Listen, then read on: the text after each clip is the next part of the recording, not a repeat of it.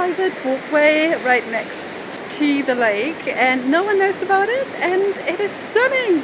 In today's video, I'm gonna spill the beans on how to visit Singapore for 24 hours on a budget.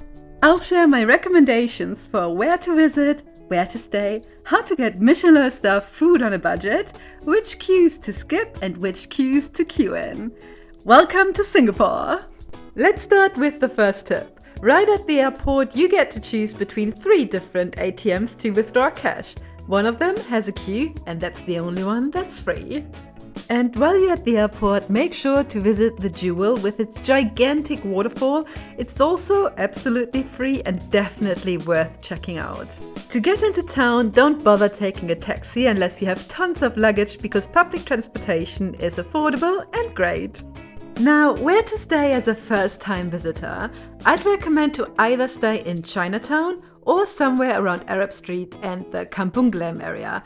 Both are very near the city center and have a lot of affordable accommodation options. You can get even more affordable prices in Little India, but it's just a bit further outside of the city, so if you only have a day, I'd recommend sticking to Chinatown or Kampung Glam. From there, you can explore all the places I'm going to show you now on foot.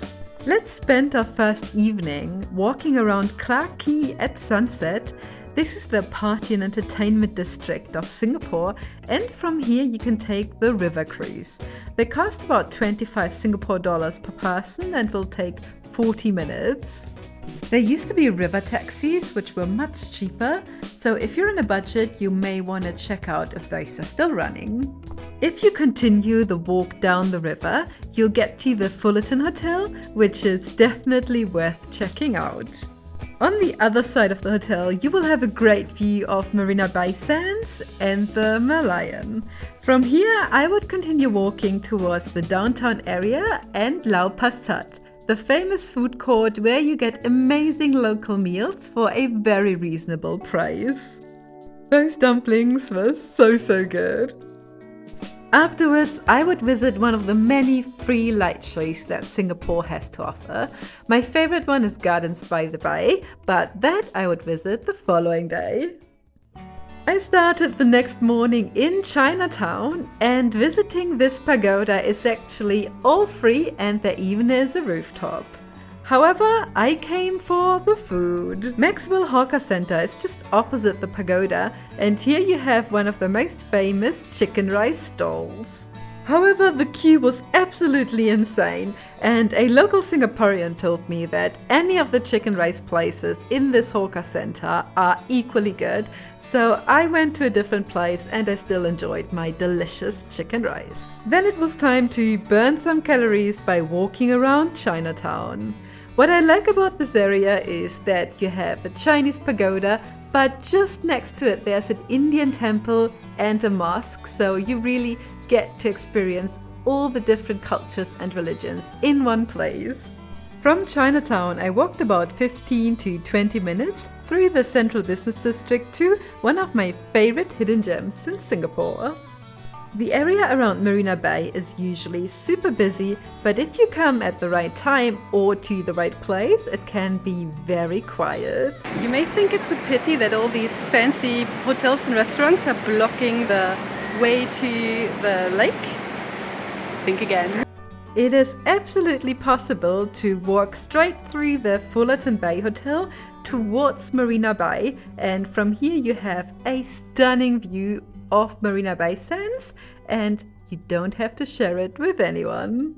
And here you have a almost private walkway right next to the lake. To show you how much of a difference it is between this area and the area around the Merlion, I did this time lapse, and just look at how the number of people increases with every meter I walk. It's still beautiful, but oh so busy. Next, I turned left and walked towards Marina Bay Sands, but on the way I made a quick stop at Marina Square because you have a really nice view from their rooftop terrace, which is totally free. Then I continued walking towards Marina Bay Sands and past the Double Helix Bridge, which is another amazing sight of Singapore. If you enter Marina Bay Sands coming from the Double Helix Bridge, the first thing you'll notice is this incredible light installation. Also, pay attention to the elevator in the background, because from there you have access to a secret way to Gardens by the Bay. Plus, getting there is another attraction in its own right, so let me show you around. First we get to level 4 at Shops by the Bay and have this stunning view of the skyline.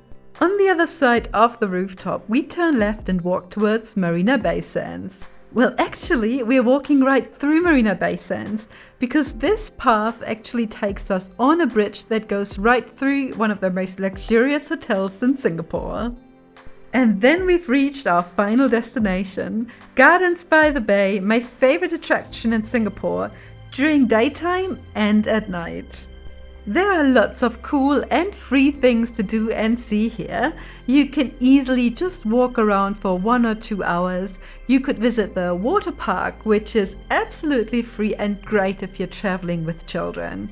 If you want to spend some money, the Cloud Forest and Flower Dome are definitely worth visiting. So just spend some time here and wait for the sun to set. Cause every night there's a free light show at Gardens by the Bay.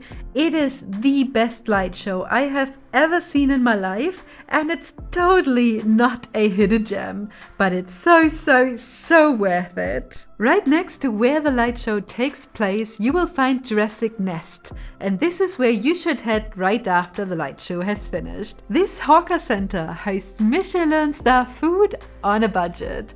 I went to try out Hawker Chan, who unfortunately lost his Michelin star recently, but I tried the food and I definitely give it an Anna star. It was so good. And paying less than 10 Singapore dollars for this meal made it even better. After this delicious meal, I had to head back to the airport, but let me give you one last tip. Foreigners have free entry into the casino, so bring your passport and get a free drink in there. That's it. I'm at Changi Airport. I'm leaving Singapore, but I hope I could give you some tips and tricks what you can do during your visit in this amazing city. If you want to see more videos like this one, subscribe to the channel, and I hope to see you in the next video.